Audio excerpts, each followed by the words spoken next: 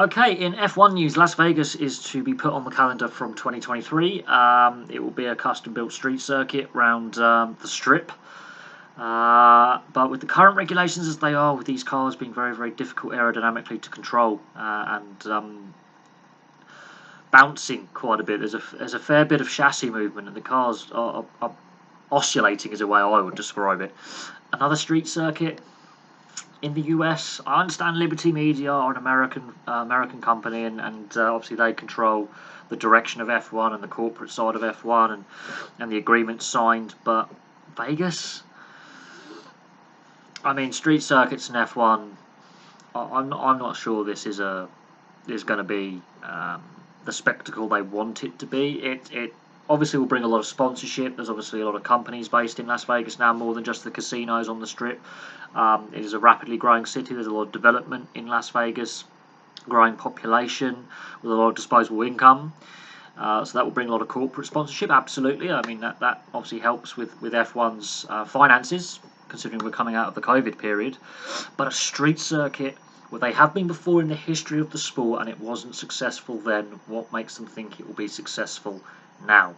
We already have 2 races in the US as it is. Adding a third, there are existing tracks in the US, such as Road America and Watkins Glen, that if modifications are made, you could race F1 there.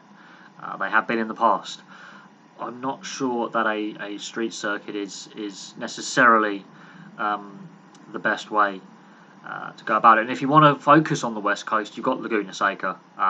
Again, if modifications were made, that's a very challenging circuit. It's a high-speed circuit. Of course, you've got the famous corkscrew, one of the most famous sections of motor racing track in motor racing history. But Vegas are going to be on the calendar from 2023. There are some F1 fans that I've seen on social media who are not overly happy with the decision. And street circuits, I mean, Monaco, in recent decades, it's not been the most exciting event on the calendar. We've tried Valencia as a street circuit, Singapore, one of the longer circuits. We've tried that. They don't always give us the best quality racing. We've seen Baku in Azerbaijan. They don't always give us the most exhilarating overtaking or wheel-to-wheel racing because they're very tight, twisty, and narrow. It depends how they lay it out, but there's going to be a lot of sharp 90-degree corners on the grid plan. I'm assuming there's going to be some very long straights with some high speeds, but with the current regulations, with the aerodynamic package, with the way the cars are behaving or misbehaving and being very, very difficult at high speeds to drive, I'm not sure this is necessarily the best location to go to. I understand why Liberty Media have done it. There's a lot of corporate money in Vegas right now. The city's expanding its sports portfolio with the Raiders and the Golden Knights. They already have a NASCAR facility, so there are motor racing fans in Vegas. It's whether they're F1 fans in Vegas.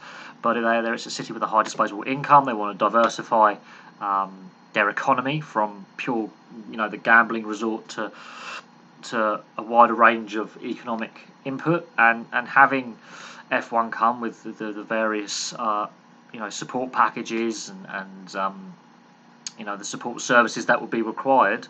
Vegas does have the hotel space, so it's not as if fans will struggle to find accommodation should they travel in.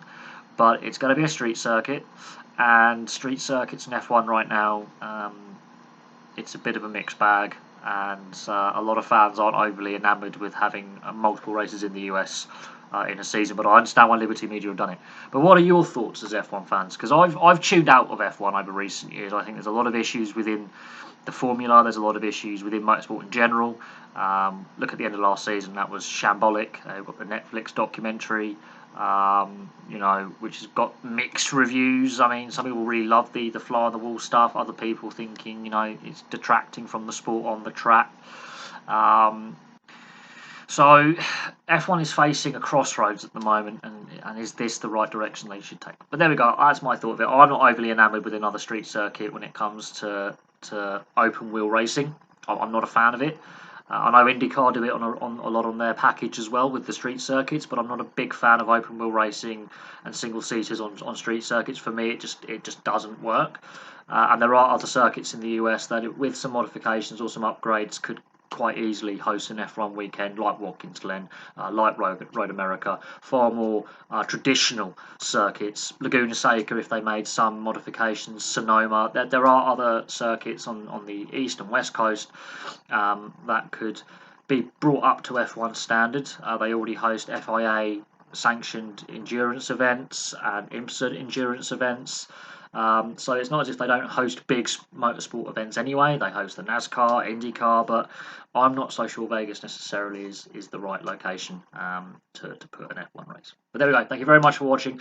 Place your thoughts below, and I'll have some more videos for you very, very soon.